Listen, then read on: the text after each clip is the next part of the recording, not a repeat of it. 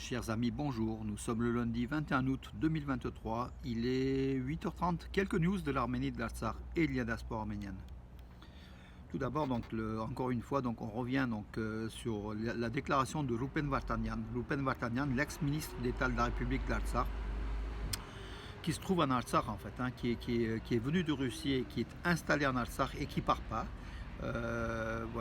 Il a accusé le président arménien Haroutunian de façon assez extraordinaire. Donc il a affirmé: vous n'avez pas réussi à devenir un leader ni un commandant en chef. Voilà, on ne savait pas ce niveau de tension entre les deux hommes, entre Rupen Vartanian, l'ex-ministre d'État de la République de l'Artsakh, et Araik Haroutunian, le président de la République de l'Artsakh, qui est accusé par Rupen Vartanian de ne pas être à la hauteur en tant que chef d'État. À suivre à un moment où l'Artsakh, toujours sous le blocus, traverse une période très très difficile. Voilà.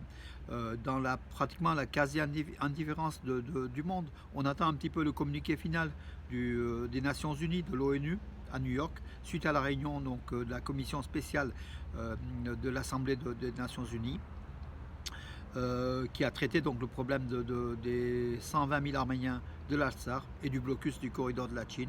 On va voir le communiqué final. En tout cas, hier, à New York, plusieurs centaines d'Arméniens ont manifesté devant l'ONU, les bâtiments de l'ONU. Manifestation également à Londres, des Arméniens qui demandent la levée du blocus, tout simplement, et dans plusieurs villes en fait, du monde. Voilà, donc c'est une information rapportée par l'excellent site de Horer, d'un ami collègue journaliste qui est à Prague, et qui donne de très très très bonnes informations. Voilà. Que dire d'autre, mes amis? Oui, en Finlande, donc c'est une première, c'est le premier Ratchkar en Finlande qui a été inauguré en fait dans la deuxième ville de Finlande. On est une ville de 300 000 habitants qu'on ne connaît pas beaucoup, puisqu'en fait on n'a pas trop parlé jusqu'à présent. C'est la ville de Espoo. Voilà, donc le 19 août, donc samedi, une consécration et une cérémonie inaugurale du premier Ratchkar, le premier Ratchkar arménien de Finlande, a été inauguré dans la cour de l'église Saint-Herman d'Espoo. Saint-Herman, donc voilà, c'est une église sans doute finlandaise, mais où les Arméniens font de temps en temps des messes au rythme arménien. Était présent un certain nombre de personnalités. Donc la sculpture du Ratchkar, ce qui est intéressant, c'est la reproduction exacte d'un Ratchkar qui était dans le cimetière de Julfa, sur les bords de l'Arax, qui ont été détruits en 2006 ou en 2008 par les soldats azéris, qui ont été cassés, détruits et balancés dans le fleuve l'Arax. La destruction du patrimoine arménien par l'Azerbaïdjan, et qui continue aujourd'hui bien sûr en Artsakh également, en Artsakh occupé. Donc la réplique de ce Ratchkar, c'est quand même quelque chose d'intéressant. Donc avec des personnalités, le représentant de l'ambassade de la République d'Arménie, la représentante du moins, Hayarpi Durmeyan, qui a participé à l'événement, s'est adressée, elle a rappelé le blocus du corridor de la Chine et cette politique haineuse de l'Azerbaïdjan qui détruit les Ratchkar, qui détruit la culture arménienne, mais que les Arméniens, donc symbole de l'Arménie en fait, Ratchkar de l'Arménie chrétienne, et que les Arméniens reconstruisent, refont des Ratchkar. En tout cas, c'est cette volonté des Arméniens, malgré l'adversité, de vivre et de créer. Voilà. Le maire de la ville d'Espoo était donc aussi présent, un certain nombre de personnalités également. Par contre, l'inauguration a été réalisée par le curé venu, l'évêque Petrosian de Tirana. Voilà, Tirana, c'est l'Albanie, donc il est a priori attaché à la Finlande. Il est venu faire cette consécration. Voilà. En tout cas, bravo aux quelques milliers d'Arméniens qui habitent encore, la petite communauté arménienne de Finlande, en tout cas, voilà, et qui s'installe, qui installe le Ratchkar, signe de la présence arménienne dans ce pays nordique, tout simplement. voilà, là, en sport, donc on passe en sport, donc l'arméno-russe, Arsène, international russe aussi, hein, Arsène Zakharian, portera le maillot numéro 12 au Real Sociedad. Il a présenté donc avec le président du club donc ce maillot. Et beaucoup de spécialistes affirment que Arsène Zakharian va faire des exploits, va briller dans la Liga, le championnat d'Espagne. Et il cherchera sans doute après donc des grands clubs comme Barcelone ou le Real, ou peut-être surtout Chelsea, hein, qui vise. Voilà, il a signé un contrat de 6 ans. Il a 20 ans, il est très jeune, Arsène Zakharian. Malheureusement, il n'a pas voulu jouer au sein de l'équipe nationale d'Arménie. Il est venu en Arménie, hein, cet été. Voilà, donc au Real Sociedad. Donc on verra donc les exploits. On suivra les exploits d'Arsène Zakharian. Le championnat d'Italie a débuté. Henrik Mkhitaryan a joué donc l'intégralité du premier match. Voilà, il n'a pas marqué, mais il a été crédité d'une très très bonne note. Voilà. Hrant Ranos a fait ses débuts en championnat en Bundesliga, donc avec Borussia Mönchengladbach. Il a joué par contre que une dizaine de minutes, en tout cas pas marqué de but, mais il a fait son entrée en Bundesliga, ce qui est quand même important.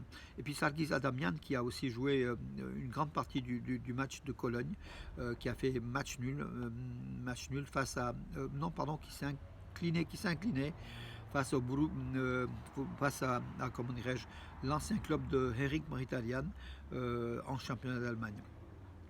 Alors, Düsseldorf, le nom. Voilà. Suren Arajanian, le jeune Suren Arajanian, junior, donc champion du monde de lutte gréco-romaine des 60 kg. Donc, ça se passait à Amman, capitale de la Jordanie. Le tricolore arménien est monté au plus haut du podium. Voilà, Suren Arajanian, qui est devenu donc champion du monde junior de lutte gréco-romaine. Alors, ce qui est intéressant, c'est qu'il a battu en finale un Indien sur le score de 13-4. Et il a surtout expédié donc, dans son parcours un Géorgien, un Azéri, Rourbanov, sur le score de 6-0 en huitième de finale. En quart de finale, donc c'était contre le champion d'Europe, le Géorgien Henri Khosrevanidze sur le score de 9-0. Et puis en demi-finale, le représentant du Kirghizistan, Dushenlo. Pourquoi tant de détails? Pour dire que quand même, mes amis, Suren Arajanian est devenu champion du monde, donc junior de lutte gréco-romaine. Il a brandi bien sûr le drapeau arménien. C'est la fierté de l'Arménie. Nous sommes là, nous sommes toujours debout en lutte, on excelle. En haltérophilie, on excelle. En boxe, nous avons de grands champions. En gymnastique aussi, nous avons des espoirs vraiment de médailles d'or olympiques à Paris en 2024, l'an prochain. Voilà, ça se prépare dès maintenant. Les vols réguliers donc entre Yerevan et Kapan ont débuté. Ils auront lieu 2 fois par semaine, tous les lundis et les vendredis entre Yerevan et Kapan. Voilà, c'est ce qu'a déclaré la compagnie qui gère donc qui gère ces vols en fait. Hein. Ces compagnies qui s'appellent Novair au prix de à peu près 20 000 drams, donc 40 dollars à peu près. Voilà, les billets. 19 places, donc le lien entre Yerevan et Kapan est important. Hein. C'est la capitale du Sunnik, Kapan, et c'est très très important de développer cette région du Sunnik qui est convoitée par l'Azerbaïdjan, qui est convoitée par la Turquie, mais qui fait partie de la carte administrative souveraine de l'Arménie, de la République d'Arménie. Cérémonie solennelle de clôture des 8e Jeux panarméniens qui a eu lieu donc dans l'espace du temple de Garni du 1er siècle après Jésus-Christ, hein, le temple de Garni. Une très très belle cérémonie en présence du président de l'Arménie, donc Vakhen Khatchaturian, et puis de nombreuses personnalités. Bravo à ces Jeux panarméniens. On n'a pas trop donné les résultats puisque les résultats étaient quand même... ce qui est extraordinaire, et ça c'est une critique, le site même des Jeux panarméniens. Le site même des Jeux panarméniens donnait des résultats par intermittence. Donc on n'a pas des résultats exhaustifs. Et il n'y avait pas de résultats au fur et à mesure donc, de l'avancement de ces compétitions. Donc moi je n'ai pas donné donc, de résultats, ou très peu, tout simplement. En tout cas, on a parlé quand même de l'ouverture, de la cérémonie d'ouverture à Gubli. Et cette cérémonie de clôture à Garni. Voilà, bravo aussi à ces Jeux panarméniens qui ont réuni plus de 7000 sportifs venus de toute la planète, hein, de plus de 60 pays. Voilà les Arméniens de la planète qui se retrouvent à travers les Jeux, le sport, la jeunesse. C'est un beau message.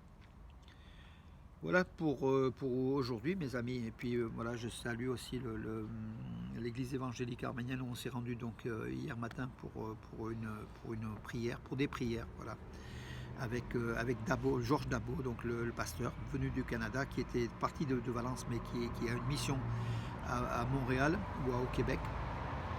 Et puis le pasteur Agop Koujikian de l'église évangélique arménienne donc de Valence, qui est aussi un jeune très très actif. Bravo, nous saluons cette force de l'église évangélique arménienne, voilà, qui font partie donc de la nation arménienne intégralement, et qui font aussi partie de ce monde chrétien qu'on aime tout simplement. Mes amis, bonne journée. En chaleur, regardez le ciel comme il est bleu déjà, il fait pratiquement 28 degrés, il est 8h30 du matin. Cette nuit, la température n'a pas descendu en dessous de 24 degrés. C'était assez difficile pour dormir, mais bon, on est toujours là pour vous donner de l'info, mes amis, puisqu'il le faut, puisque vous êtes demandeurs aussi de ces infos. Merci en tout cas aux centaines de personnes qui me suivent encore, toujours pratiquement 3 ans après le début de mes infos quotidiennes. Voilà. Et la première personne qui suit de près mes infos, c'est ma maman, Marie, voilà, qui est une fan de mes infos. Merci maman. Ça fait plaisir. Bon, écoutez, si ça peut lui faire plaisir, ça me fait plaisir. Sur ce, mes amis, bonne journée et à demain.